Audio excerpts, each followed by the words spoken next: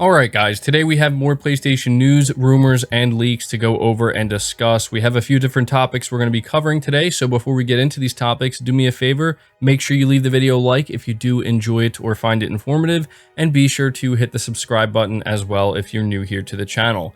The first topic we're covering has to do with the November 2021 PlayStation Plus games lineup.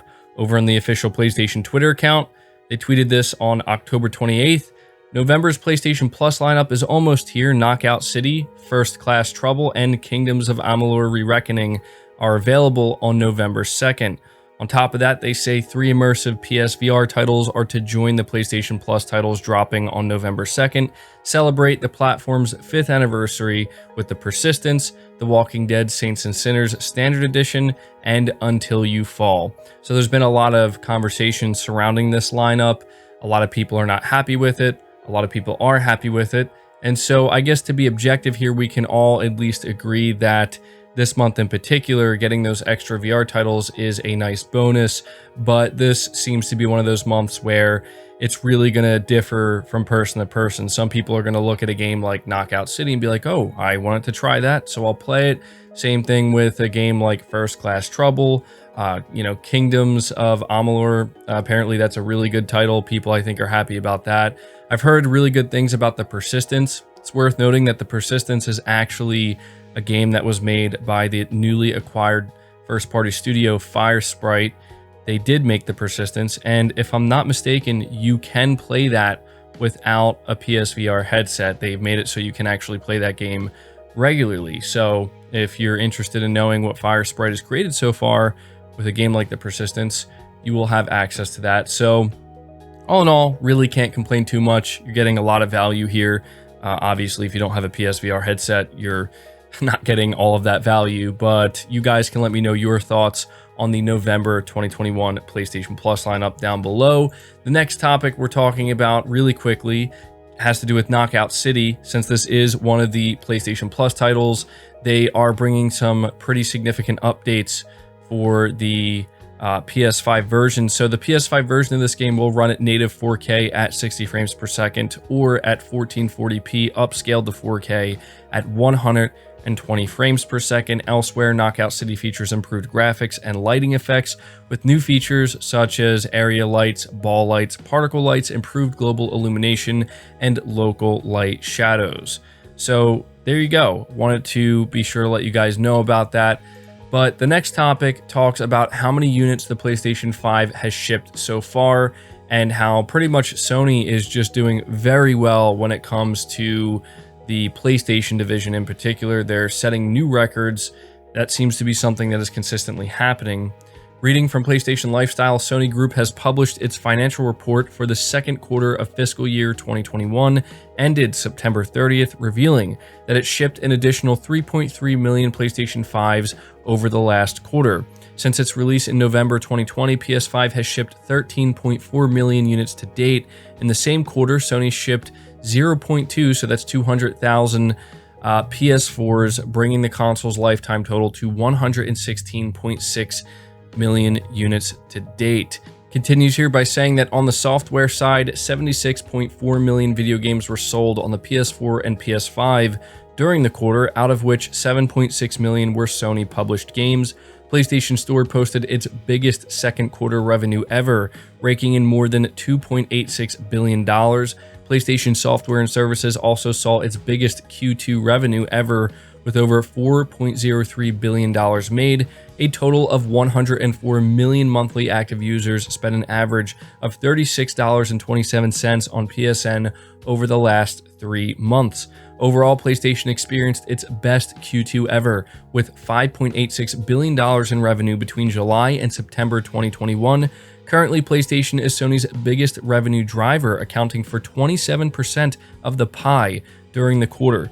PlayStation is also Sony's highest profit earner, accounting for 25% of the company's overall profit in the last 3 months. During Q2 fiscal year 2021, Sony's gaming division saw a whopping 287.4% year-on-year increase in hardware sales, while physical game sales saw a 17.6% year-on-year decline in sales. Digital game sales via the PlayStation Store increased by 1.1% year on year during the same period. Last but not least, sales of add-on content, including DLC and microtransactions, increased by 4.7% year on year in Q2, and network service sales, PS Plus and PS Now, increased by 4.7%.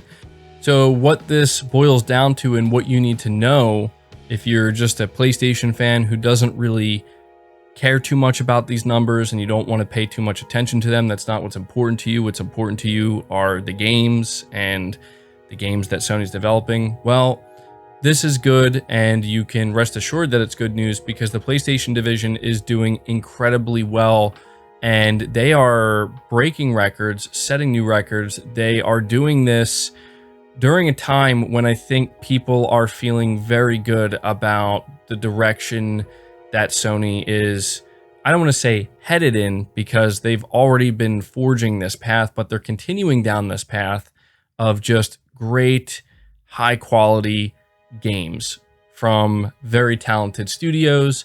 And they're obviously looking to expand that and to grow that. But this is, in my opinion, what makes the PlayStation 5 so appealing to people. This is what makes the PlayStation brand so appealing. This is why I care about the PlayStation brand. And so to see Sony, achieving such financial success like this, and seeing that PlayStation is the #1 driver for Sony when it comes to revenue and profit, this is very good, because it means they're going to continue to invest heavily. And so moving on to the next topic, that's exactly what we're talking about. We're going to be talking about not only Sony apparently getting ready to aggressively invest much more so in their development capabilities, but they're also forming a PlayStation PC label. And so once again, reading from PlayStation Lifestyle, it says hawk-eyed Steam users have noticed that Sony now has a new PlayStation PC label for its first-party PC ports. The company was previously using the PlayStation Mobile label. Registration documentation found on Corporation Wiki reveals that Sony registered PlayStation PC back in April amid its executives stressing upon the importance of expanding the PlayStation experience beyond traditional consoles. With titles like Horizon Zero Dawn and Days Gone already ported, Sony has plans to bring hit franchises like God of War and Uncharted to PC players as well. Yesterday, Sony Group published its financial results for the second quarter of the current fiscal year, ended on September 30th, following which Chief Financial Officer Hiroki Totoki said that the company plans to, quote, aggressively, unquote, invest in its development capabilities. He added that with the recent studio acquisitions, Sony plans to, quote, use the expertise necessary to deploy games to PC and mobile devices, unquote. And here's another quote. Going forward, we plan to leverage these studios to increase the development capability of PlayStation Studios and to use the expertise necessary to deploy games to PC and mobile devices, Totoki said, according to a transcript provided by VGC. As a result of the acquisitions announced since the beginning of this fiscal year, the number of PlayStation Studios will increase by 4 to 16, and the number of developers will increase by almost 20%. We plan to continue to aggressively invest in our development capability going forward. Talking specifically about Bluepoint Games and Firesprite acquisitions, Hiroki Totoki said that both studios have excellent technical capabilities and superb track records. So there's a couple of important things to note here with this. The first and most obvious is that Sony is absolutely planning to continue to acquire studios as well as invest in their current studios and just overall invest in PlayStation studios. This is why I said it's very important to look at just how profitable the PlayStation division is for Sony. And because of that, they are absolutely going to take the bulk of whatever money that they set aside to invest or grow anything within Sony. It's going to go to PlayStation Studios. At least you would assume so. And based off of what their CFO is saying here, it sounds very much like that's what they're planning on doing. So I'm definitely excited to find out what other studios Sony may be talking to right now, trying to work out a deal and acquire, or maybe they're planning on just building some studios from the ground up. Either way, we know that this is something that's happening. They're also going to grow their current internal studios significantly. As they said here, the number of developers has increased by almost 20%. That's pretty significant, to say the least. And so talking about the PC side of things, again, Sony's not hiding it. They're not, trying to, make it something difficult for people to figure out, they're making it clear that they are embracing PC as well as mobile as a way to continue to expand the PlayStation brand. That's what they're doing, and they're just stressing that. And so I do expect we will see more and more games go to PC, but I also think that Sony is going to continue to incorporate this type of strategy where they're going to do it on a game-by-game basis, on a time frame which makes the most sense for them, financially speaking, to make it as much of a win-win situation as they possibly can. I think the more interesting question with all of this is their mobile strategy. That's something that we still kind of have yet to see unfold. We don't know exactly what that's going to look like. We have a pretty good idea of what the PC side of things look like, but not so much the mobile side. So yeah, there you go. That's all of the relevant information you need to know about. But I also want to let you guys know that Apple Music is now available on the PS5.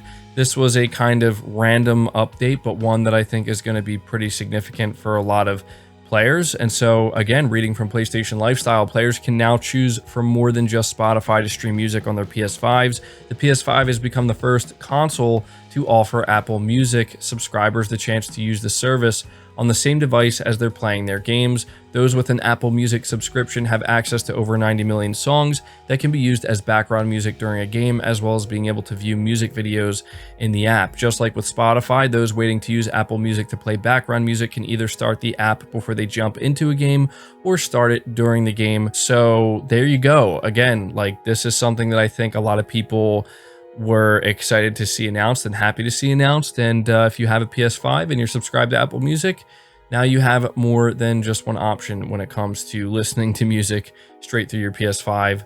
No longer is it just Spotify.